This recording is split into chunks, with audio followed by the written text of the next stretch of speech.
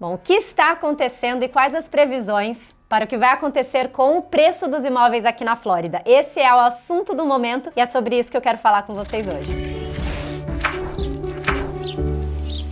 Bom, algumas semanas atrás, nós postamos um vídeo aqui no nosso canal onde eu fiz uma breve análise do que está acontecendo e também o que aconteceu nos últimos anos com o mercado imobiliário americano. Terminei o vídeo dizendo para vocês que em breve eu iria falar sobre as perspectivas para 2023, o que estava acontecendo com o preço dos imóveis, e é isso que eu quero continuar nesse vídeo hoje. Bom, vamos falar um pouquinho sobre a lei da oferta e da procura, que é o que de fato determina o valor dos imóveis.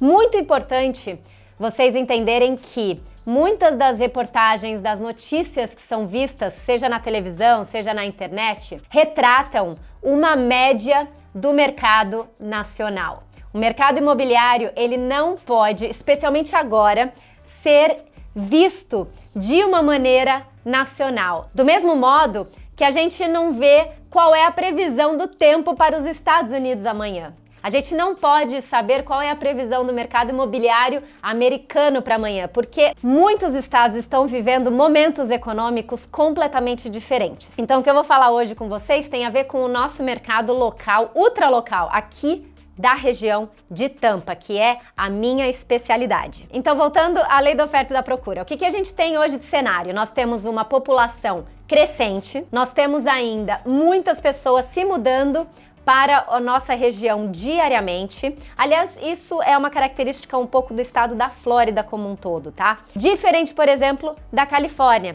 onde o que nós estamos vendo é um êxodo das pessoas. Então, muito importante entender a relação entre o mercado imobiliário e o crescimento populacional. Bom, esse crescimento populacional, ele mostra a demanda, e hoje a nossa demanda aqui, ela continua reprimida. Muitas pessoas não conseguiram fazer a compra de imóveis ou sair do aluguel nos últimos 2 anos e estão apenas esperando o momento ideal. E várias outras que estão chegando e se preparando para poder fazer a compra de um imóvel no futuro. Lembrando que aqui nos Estados Unidos, a prática não é viver de aluguel por muito tempo. Existem muitos incentivos do governo para que a compra da residência primária seja feita logo cedo na vida de um adulto americano. Aliás, quero explicar para vocês também que eu vou falar um pouquinho da perspectiva de residência primária, daquelas pessoas que querem sair do aluguel. Muito difícil e diferente a gente falar da perspectiva de investimento. Não vou falar sobre investimento imobiliário. É lógico que a residência primária ela pode se tornar o maior investimento da sua vida, mas não estou falando de compra com propósito de investimento. Estou falando de residência primária. Bom, então falei sobre procura, demanda, mas em relação à oferta, o que nós vivemos hoje? Nós temos uma oferta de imóveis muito menor do que a demanda necessita. Ela veio muito pequena na última década, e aí nós temos algumas regiões específicas onde há um pouco de construção nova e algumas áreas onde não há praticamente nada de construção nova. Então, uma oferta relativamente baixa. Em relação ao que nós temos de estoque de casas, estamos vendo um aumento no estoque de casas, mas por conta das casas que já entraram no mercado à venda e permanecem no mercado por mais tempo. Hoje em dia nós estamos vendo entre 1 a 2 meses, dependendo do bairro, dependendo da região, de Month Supply Inventory, que significa quanto tempo é necessário para acabar com o estoque de casas caso todas as casas fossem vendidas. Então hoje ainda vivemos um seller's market, abaixo de 5 a 6 meses, que seria o relativo a um mercado equilibrado, um balanced market, mas estamos vendo as casas ficando mais tempo no mercado. Em relação a new listings, novas casas que entram no mercado, esse número tem diminuído. Há perspectiva de aumento? Há, mas vamos ficar de olho no que vai acontecer na primavera. Estamos em pleno inverno, é uma época onde o desaquecimento é natural no mercado imobiliário. Diante desse cenário, então, é ou não uma boa hora para você comprar? Bom, a resposta simples é depende da sua situação. E eu posso te ajudar a definir se a sua situação é ideal, se você entrar em contato com a gente e fazermos uma consulta inicial. O que eu vou te perguntar? Qual a sua situação hoje? De onde você está vindo? Qual a sua relação com o aluguel, quanto você paga, qual o termo do teu lease, quando vai acabar esse prazo do teu aluguel, qual a tua situação econômica no que diz respeito ao seu emprego hoje, se você tem uma estabilidade financeira ou se você está abrindo uma empresa agora. A gente vai analisar todos esses pontos para poder determinar se agora é a melhor hora ou se é melhor você esperar alguns meses ou se preparar para 2023 ou 2024. Bom, da perspectiva generalizada, quais as vantagens de fazer uma compra de um imóvel hoje em relação a 2020 e 2021? Nós estamos vendo um desaquecimento, então uma demanda menor, menos competição, não estamos vendo tanto leilões de imóveis. Aliás, esse final de semana nós tivemos uns clientes que estavam querendo comprar no ano passado, desistiram porque não queriam participar de leilões. Decidiram voltar para o mercado hoje, colocamos uma oferta na casa que eles gostaram, que vimos no sábado, e no domingo ficamos sabendo que a casa entrou em contrato com uma oferta que foi acima do valor pedido. Aconteceu um mini leilão, eles receberam multiple offers, eles receberam várias ofertas e a gente que ofertou o valor exato pedido, ficamos de fora. Então, em certas circunstâncias, em algumas localidades, até agora ainda está acontecendo multiple offer situation, que é aquela situação onde existe uma demanda muito maior do que a oferta e aí várias ofertas para a mesma casa. Então, hoje, generalizando, estamos vendo muito menos isso e com muito menos intensidade, né? Nos últimos 2 anos, quem teve que comprar um imóvel participando de um leilão pagou mais do que o imóvel valia, teve que pagar essa diferença na entrada, em cash. Então hoje você precisa de menos cash para poder conseguir também finalizar o fechamento de um imóvel. E o mais importante, o processo da compra está muito mais humanizado para falar na realidade. Por quê? Não há que se tomar uma decisão em poucas horas, não há que se comprar um imóvel sem inspecioná-lo, não há que se dar muito mais do que ele vale, pelo contrário, a gente está conseguindo negociar de diversas maneiras. Hoje, como é que a gente está negociando? Não estamos negociando tanto no purchase price, no valor de mercado do imóvel, no valor do contrato. Estamos negociando muito mais na parte que mexe no teu bolso, que é a parte de closing cost, que é a parte de cash to close. Então, vou dar um exemplo. Quando nós mandamos uma oferta, muitas vezes hoje nós conseguimos pedir para que o seller, o vendedor do imóvel, pague por parte do teu closing cost ou que ele auxilie na compra de pontos para que você possa diminuir o valor do teu juros fixo que serão amortizados em 30 anos. Então, até a diminuição dos juros atual a gente consegue negociar hoje. Existem diversas maneiras de negociar um contrato, coisa que nos últimos 2 anos nós não fizemos. Pelo contrário, foi muito mais de dar e servir o vendedor do que o comprador conseguir negociar o seu favor. Então, esses são os pontos positivos quando nós comparamos a 2020 e 2021. Muito importante entender que se nós compararmos a 2019 e 2018, o mercado está muito mais parecido, mas ainda mais aquecido do que esses anos anteriores ao último boom. Bom, e sobre 2023, eu sei que é isso que vocês estão querendo saber. É melhor esperar? É melhor agir agora? O que vai acontecer? Bom, primeiro, disclaimer.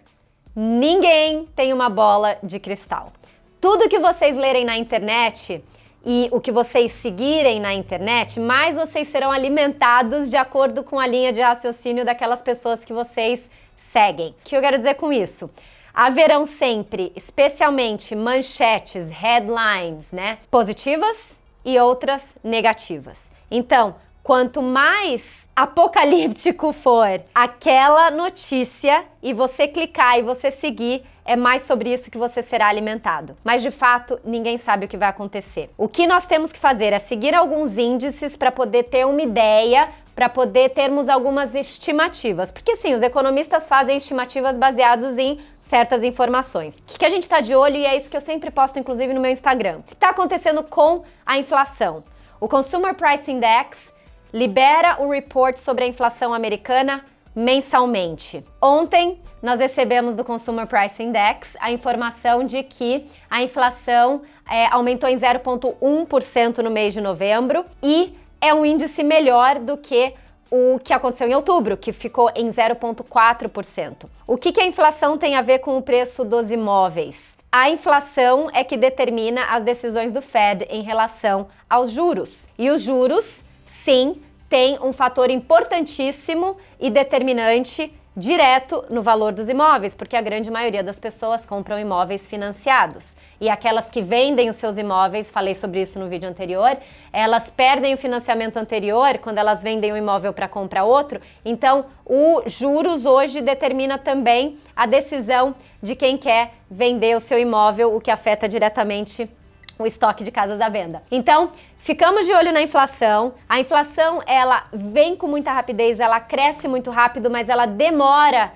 para terminar ou para diminuir. Então, a inflação não vai acabar imediatamente. A gente espera que o Fed não faça cortes muito drásticos nos juros, o que significa que, se o Fed continuar com a mesma ação que ele tem tido nos últimos meses, ele vai manter os juros entre 5% e 6%, vai continuar aumentando, mas com basis points muito menores do que o que a gente viu nos últimos meses. Ou seja, dependendo do que acontecer com a inflação americana e a consequência nas ações do Fed em relação aos juros, veremos uma atividade maior ou não no mercado imobiliário. O que a gente tem que ficar de olho também? No desemprego e no indicador muito importante, que é o de distressed properties. Eu tô falando de foreclosures. Muita gente tem essa dúvida, muita gente fala que nós veremos uma onda de foreclosures acontecendo em 2023 ou em breve. E o que significa foreclosure? Foreclosure acontece quando aquele homeowner, aquele residente proprietário do imóvel para de pagar o teu mortgage. Ele para de pagar o financiamento e depois de uns meses o banco vai foreclose naquele imóvel. Ele vai tomar o imóvel de volta. Enquanto aquele imóvel não está quitado, ele pertence ao banco. Hoje, os níveis de foreclosure estão muito abaixo do que nós vimos no último crash. Então, em relação a isso, ainda tem sido unânime a opinião dos principais economistas. É de que nós não veremos uma onda de foreclosure não parecida com o que vimos em 2008, 9, 10. Então, ficar de olho no que está acontecendo com as foreclosures é algo que a gente tem feito para poder determinar o que vai acontecer com os preços dos imóveis. Então, aqui em Tampa Bay, número de foreclosures estão baixíssimos, demanda continua alta, oferta continua baixa, estamos vendo os imóveis ficando mais tempo no mercado e por isso um estoque de casas disponível maior do que o que vimos nos últimos anos, mas esse é o cenário geral aqui da nossa região de Tampa Bay. O que, resumindo, significa que em certas áreas, como Pinellas County, como sul de Tampa, que são áreas mais antigas, mais tradicionais, com pouquíssima área terra disponível, com pouquíssima construção nova, não há perspectiva de queda nos valores. Há perspectiva de uma valorização muito menor do que o que nós vimos nos últimos 2 anos, o que é muito bom, porque significa um mercado saudável. O que aconteceu nos últimos 2 anos não foi bom para ninguém, foi uma anormalidade.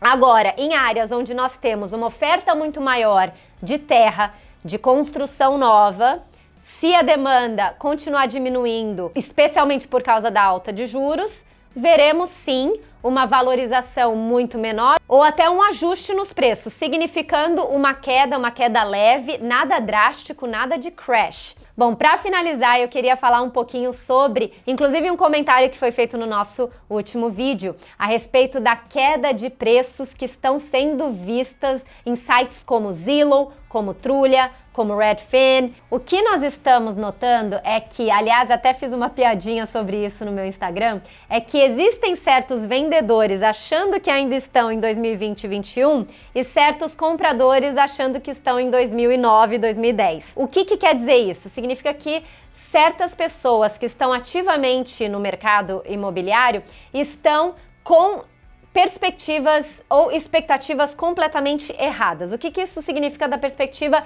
de quem está vendendo o imóvel?